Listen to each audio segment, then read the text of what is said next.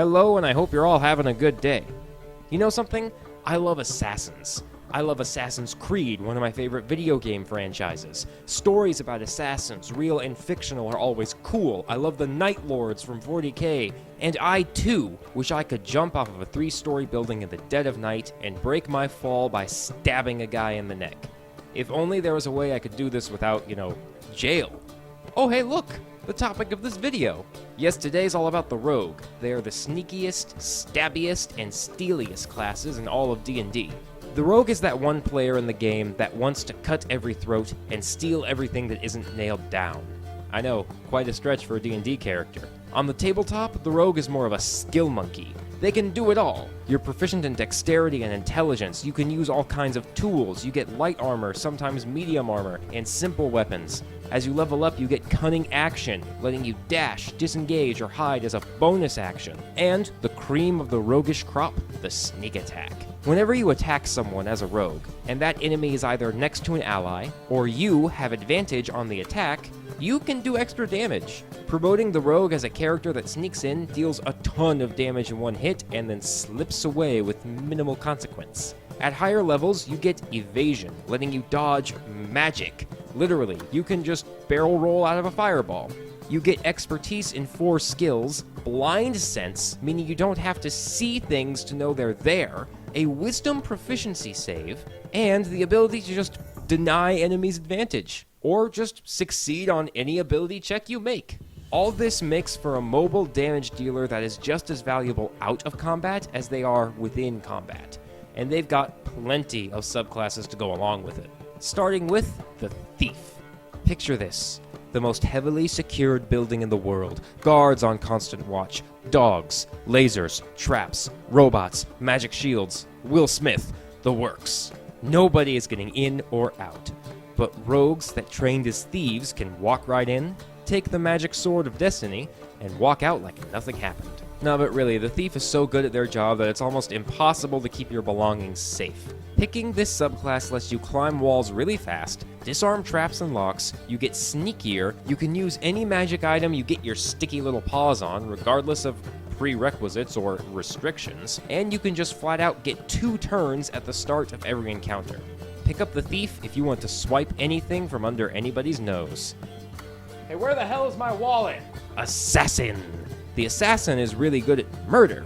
You have advantage on attack rolls against creatures that haven't had their turn yet, you can craft an alternate persona as a master of disguise to get closer to your target, and you can double damage against any creature you caught off guard with a literal backstab.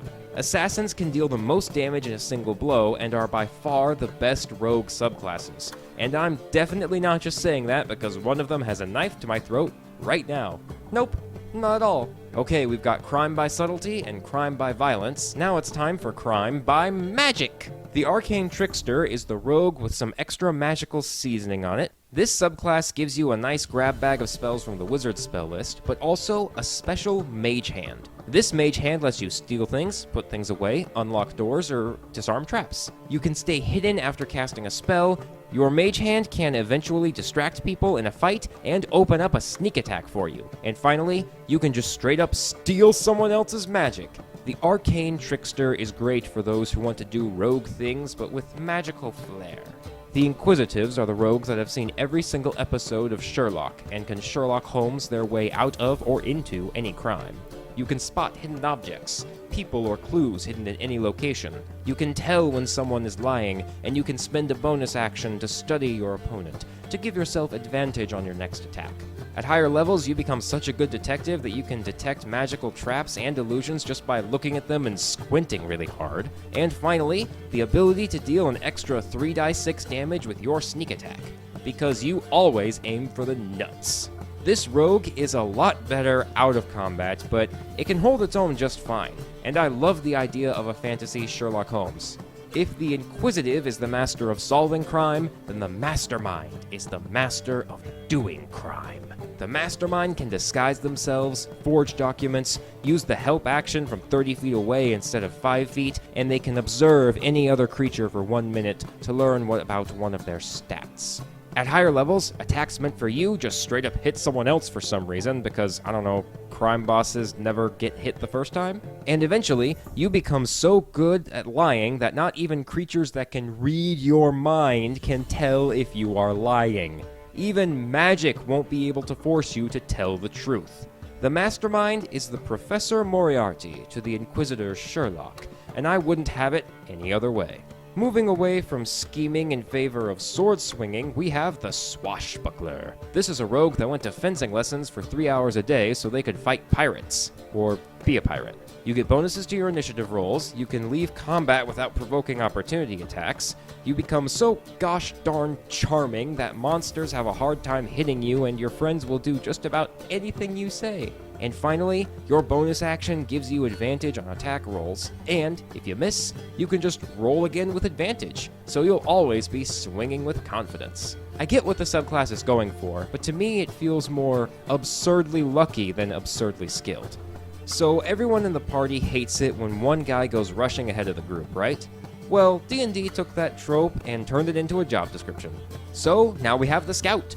The Scout is a rogue whose whole purpose is mobility and survival. You gain increased movement speed, the ability to dodge opportunity attacks, and proficiency in nature or survival checks. At higher levels, you can set up ambushes to make the fight easier for the whole group. And you can attack something so fast that you can sneak attack any creature, even if you already used your sneak attack for that turn. I like how the Scout's first abilities urge you to run ahead of the group, but the later ones urge you to return to the group and set up a plan. Nice work, D&D. You did good. You get a treat. Moving on, we have the Phantom subclass. Phantom rogues are super duper edgy boys and girls that not only use daggers, but ghost daggers. When you take the subclass at level 3, you begin to hear the whispers of dead people that teach you how to be a better rogue. That way, if the cops drag you in, you have the perfect alibi by just saying that your dead great-great-uncle Jimmy told you to steal all those diamonds. Once per rest, you can gain proficiency in something you didn't already have proficiency in.